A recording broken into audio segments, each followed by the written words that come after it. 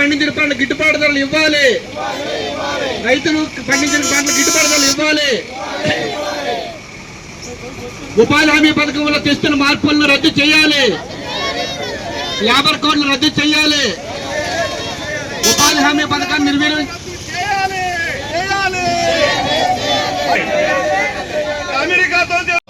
ఆంధ్ర రాష్ట్రంలో బీజేపీకి ఓట్లు లేకపోయినా వైసీపీ కానీ తెలుగుదేశం కానీ జనసేన కానీ వాళ్ళని వెనకేసుకొస్తున్నారో వాళ్ళ వల్ల ఏ ఒక్క వర్గమో ఏ ఒక్క ప్రజానీకం బాగులేరు. విద్యార్థులు బాగులేరు, రైతులు బాగులేరు, కార్మికులు బాగులేరు, ఉద్యోగస్తులు బాగులేరు. ఇంత అన్యాయం చేస్తున్నట్టు ఈ ప్రభుత్వం. ఢిల్లీ నడిబొడ్డులో జంతర్ మంతర్ దగ్గర మన విద్యార్థులు ఈరోజు లీక్ పేపర్ ఏదైతే లీజ్ అయిందో లీజ్ అయిన దీని సందర్భంగా దాదాపు 14-15 మంది విద్యార్థులు చనిపోయారు. మరి దానికి మద్దతుగా ఈ రోజు అందరూ కూడా జంతర్ మంతర్కి వెళ్ళి నిన్న ధర్నా చేస్తే చాలా లాఠీ చార్జ్ చాలా తీవ్రమైన పోలీసులు చితకబాదారు. దాన్ని ఉద్దేశించి దేశవ్యాప్తంగా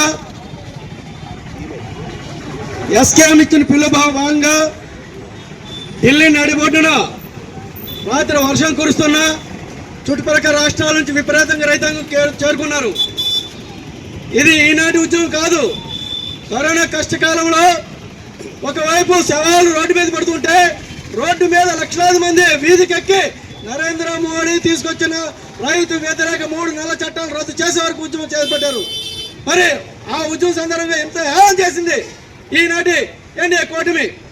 మరి చివరికి తలల వంచి ఉద్యమం దగ్గరికి వచ్చి క్షమాపణ చెప్పి మేము ఖచ్చితంగా ఏదైతే ఆ రోజు ఎన్నికల ముందు చేసుకున్న ఒప్పందం ఉందో దాన్ని ప్రకటించేసామో అన్ని పంటలకు C2+50% అదనంగా ధరలు పెంచుతూ మద్దతు ధర చట్టం తీసుకొస్తామని చెప్పింది.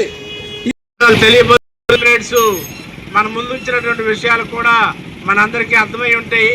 ఈరోజు మన భారతదేశం విశ్వగురు నరేంద్ర మోడీ అమెరికాతో జట్టుకట్టి ఈరోజు మన దేశాన్ని నిలువున అమెరికాకి తాకట్టు పెట్టే పరిస్థితి మనం చూస్తున్నాము.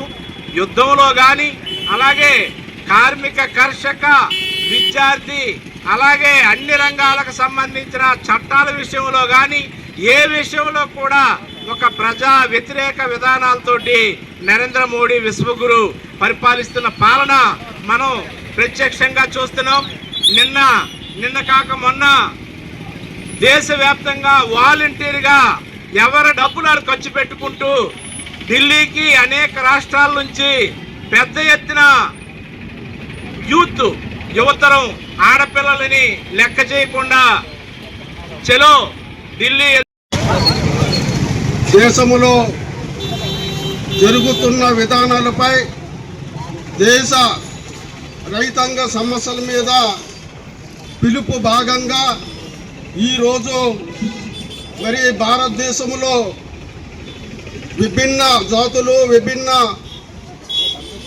ప్రజలు ఇవాళ జీవనం కొనసాగిస్తున్నప్పటికీ ఈ భారతదేశంలో రైతే రాజు రైతే ఎన్నుముక దేశానికని మన ప్రభుత్వాలు చెప్పుకున్నప్పటికీ కూడా ఈవేళ రైతుకు వెన్నుపూస లేదు. వెన్నుపూస వెనక నుంచి లాగేస్తున్నారు. ముందు నుంచి రైతు రక్షణ కూడా కరువైతుంది. ఈ పరిస్థితుల్లో మన ప్రభుత్వాలు చేస్తున్నటువంటి విధానాలు ఈవేళ మరి మన భారతదేశంలో బీజేపీ గవర్నమెంటు ఏర్పడి 15 సంవత్సరాల కాలంలో ఇప్పటికి కూడా ప్రధానమైన కారణం ఏంటంటే అమెరికాతో వాణిజ్య ఒప్పందాన్ని మోడీ చేసుకున్న 3 నెలల క్రితం అది ఈ రోజు నుంచి అమలు చేయాలని చెప్పేసి కేంద్ర మోడీ ప్రభుత్వం ప్రయత్నం చేస్తోంది. ఆ వాణిజ్య ఒప్పందాన్ని దేశంలో మేధావులు కార్మిక వర్గము రైతాంగం అంతా కూడా వ్యతిరేకిస్తున్నారు. ఎందుకనంటే మన దేశంలో పండేటువంటి సరుకులు ఇతర దేశాల నుంచి తేకూడదు, దిగుమతి చేస్తే మన దేశంలో పండించే పంటలకి గిట్టుబాటు ధర రాదు, కొనే నాదుడు లేడని మనం కోరుతున్నాం.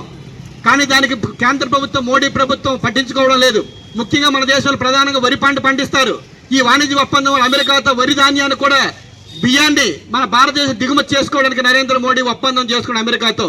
అలాగే మన దేశంలో ప్రధాన పౌల్ట్రీ రంగం ఆ పౌల్ట్రీ రంగంలో చికెన్ కానీ ఇలాంటి ఉత్పత్తులు ఏవైతే ఉన్నాయో మాంస ఉత్పత్తులను కూడా చేపలను కూడా ఇతర దేశాల నుంచి దిగుమతి చేసుకోవాలని చెప్పేసి ఒప్పందంలో ఉంది.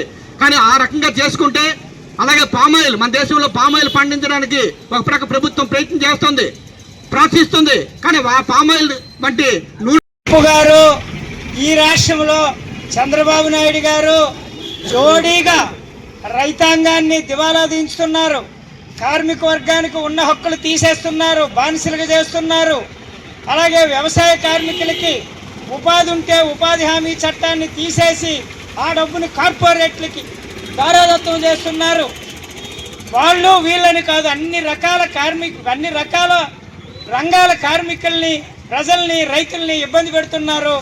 కాబట్టి ఈరోజు ఈ ఇబ్బందులు ఒక ప్రక్క ఎదుర్కొంటే ప్రజలకి అలాగే ప్రజాప్రతినిధులకి రైతులకి తెలియకుండా తప్పుడు మార్గంలో వాణిజ్య ఒప్పందాలు చేసుకొని అమెరికా నుండి ఇక్కడికి దిగుమతి చేసుకుంటే వాటి మీద పన్ను లేదు. ఇక్కడి నుండి రైతులు పండించేవి ఎగుమతి చేస్తే విపరీతమైన పన్నులు వేసే ఒప్పందాన్ని చేసుకొని వాటిలో పార్లమెంట్కి కూడా చెప్పలేదు, ఎవరికీ కూడా తెలియదు. ఢిల్లీ పురవీధుల్లోకి వెళ్ళడానికి ప్రయత్నం చేస్తే హర్యానాలోనే వాళ్ళని ఆపేసి చాలా దుర్మార్గంగా వ్యవహరిస్తున్నటువంటి పరిస్థితి ఉన్నది.